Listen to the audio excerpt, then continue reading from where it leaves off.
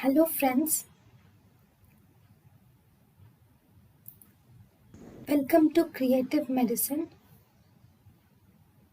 In this lecture, we will learn about.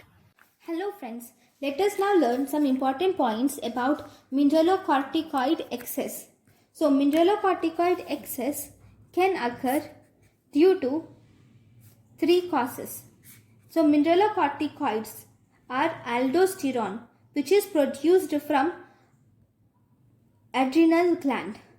Whenever there is increased mineralocorticoids is increased and aldosterone, that is hyperaldosteronism, which occurs, which can be due to primary hyperaldosteronism, or there can be secondary hyperaldosteronism, and there can be other causes of hyperaldosteronism. First and foremost, we see primary hyperaldosteronism. The primary hyperaldosteronism can be due to one Conn's disease. Conn's disease is if there is this is the kidney and this is the adrenal gland.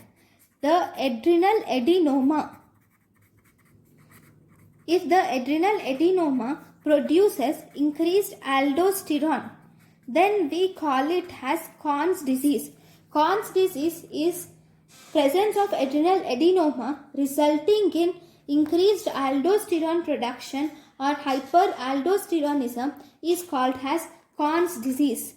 Then the second cause of primary hyperaldosteronism is bilateral micronautular adrenal hyperplasia. So here there is increased cells of adrenal gland resulting in increased aldosterone. Then the third type we have glucocorticoid remediable hyperaldosteronism. See, actually if there is increased ACTH, this ACTH will activate the production of cortisol, but there is crossover between two genes. Whenever in some individuals there can be crossover between CYP11B1 and CYP11B2 genes.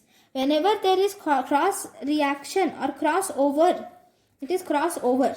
Whenever there is crossover between CYP11B1 and CYP11B2 genes, this will result in ACTH activating aldosterone. ACTH along with activating cortisol, it will also activate aldosterone. So this is glucocorticoid remediable hyperaldosteronism, or we can also call it as dexamethasone suppressible hyperaldosteronism. Normally, if you give dexamethasone, the increased aldosterone levels will not get suppressed.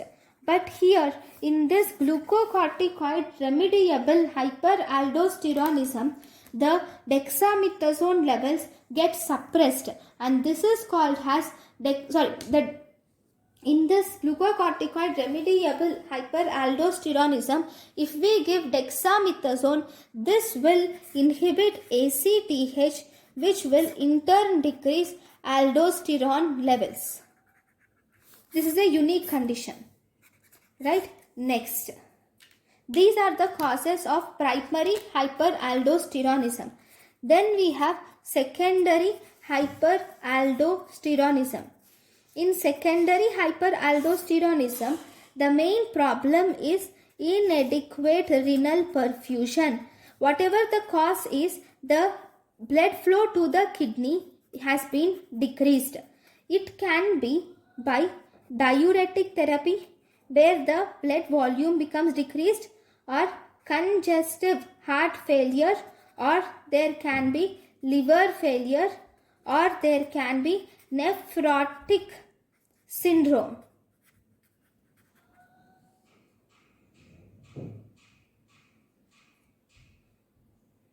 Okay, all these will cause decreased BP, and decreased BP will activate the kidney, and this kidney will release renin.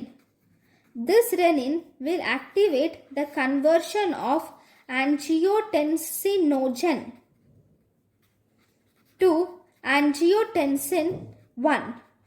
This angiotensin 1, in the presence of angiotensin converting enzyme which is from lungs, it forms angiotensin 2. This angiotensin 2 will activate the adrenal gland, resulting in increased aldosterone. Okay. So in this way there is increased aldosterone. So whenever there is impaired renal perfusion, this impaired renal perfusion can be due to anything. All these can result in decreased BP, which will activate the secretion of renin, thus causing increased aldosterone secretion. These are the causes of secondary hyperaldosteronism. Then finally, we have the last type of hyperaldosteronism, which are other rare causes. These causes which I am going to explain now are very rare. So if you see in this rare causes, one we have something called as syndrome of apparent mineralocorticoid excess. In this syndrome of apparent mineralocorticoid excess, in this there is actually a mutation in HSD11B2 gene. There is mutation in HSD11B2 gene. This mutation will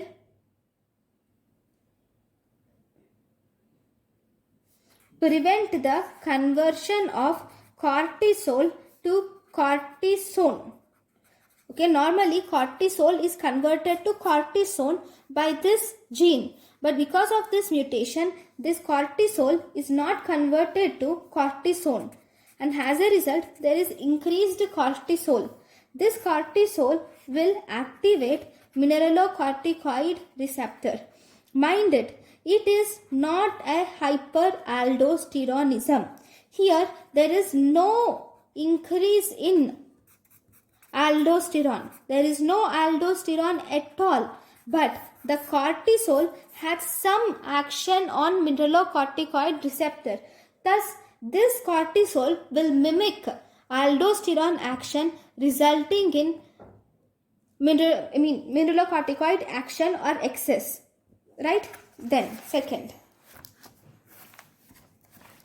in Cushing syndrome. Obviously, if you see in Cushing syndrome, we have increased cortisol by either ACTH dependent pathway or ACTH independent pathway. There is increased cortisol. Obviously, that will activate mineralocorticoid receptor.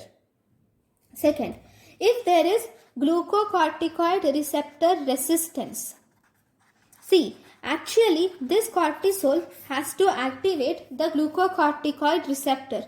But if in any case there is resistance of this glucocorticoid receptor, this cortisol cannot activate glucocorticoid receptor. So alternatively, it activates the mineralocorticoid receptor. That is the third cause, which is glucocorticoid receptor resistance.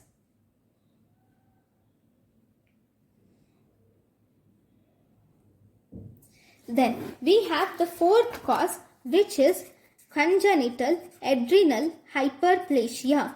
In this congenital adrenal hyperplasia, there is mutation of CYP11B1 and CYP11B2 gene, which is normally involved in steroidogenesis. Because of this mutation, there is accumulation of deoxycorticosterone. This accumulation of deoxycorticosterone will activate mineralocorticoid receptor. Actually, this should activate glucocorticoid receptor. It activates glucocorticoid receptor, and it will also activate mainly the mineralocorticoid receptor.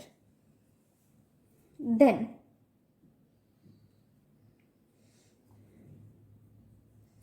final type, fifth type is Lidl's syndrome.